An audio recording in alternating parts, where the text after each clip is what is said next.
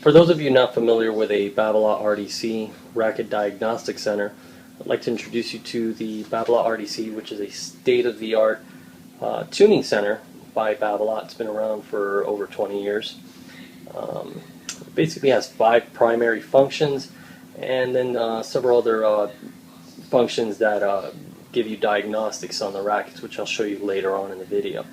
I'd like to start out with some of the the 5 primary functions that it has. It has a scale, which you can see right there. It's test button number 1. Test button number 2 is actually a string bed deflection, which is done on the scale, and I'll show you that later on. Test button number 3 is the flex of a racket. Test number 4 is the swing weight of the racket, which, as you can see, there's the swing weight arm. And then this bar right here in the center is actually what's going to help balance the racket, which is the 5th function. So it'll give you the dimensions of a racket as far as head light or head heavy.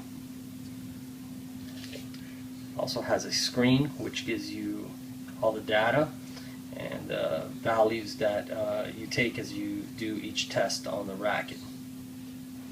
First function is the scale, so we're going to weigh the racket, and you do that by hitting this button right here, number 1, and it'll light up red, and you place the racket on the scale. I have a Pro Staff 85 here, and if you look over here, it's 367 grams, and then you're just going to go ahead and hit button number 9 there and validate that. The second reading that the machine will give you is an SBD, and that's where you put this little hook through the center of the string bed into the center there, and that'll pull this hook down, and it'll compress the strings to give you what's called an SBD, or string bed deflection reading. And you just come over here and you hit this button,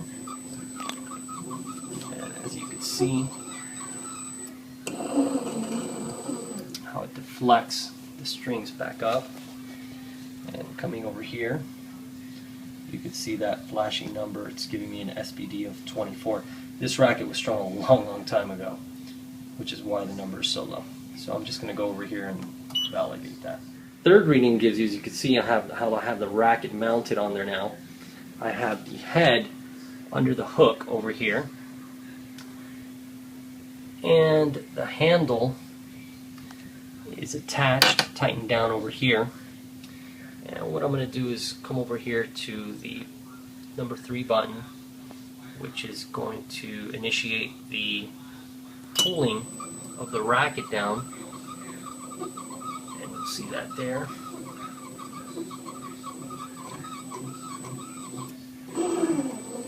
See how I compress the racket. And when you come over here, you see that flashing number. That's the flexibility of the racket, and it's giving me a value of 62. So I'm going to validate that. As you can see now, I have the racket mounted onto the arm of the machine, and what I'm going to do is hit the swing weight button, which is button number 4,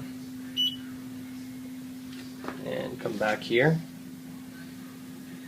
pull the racket to the left, let it go, let it swing freely, and I'll walk over here. As you can see there, flashing number, it's giving me a swing weight of 336, so I'm going to go ahead and validate that. And the 5th function here is the balance of the racket. So as you can see, you have the balance bar there in the center, you have the grip over on this measurement tool here, and to help you move the racket left or right to balance it, you just kind of move your hand over this bar here left or right, and it'll kind of move the racket back and forth until it's almost evenly balanced. And you can see right there, if I move that, you can see the racket moved. If I move it back to the left, you can see the racket move. So you keep doing that until you got it more or less where you need it to be to figure out the balance. And this racket is about 31.5 centimeters. Let's see if we can zoom in on that.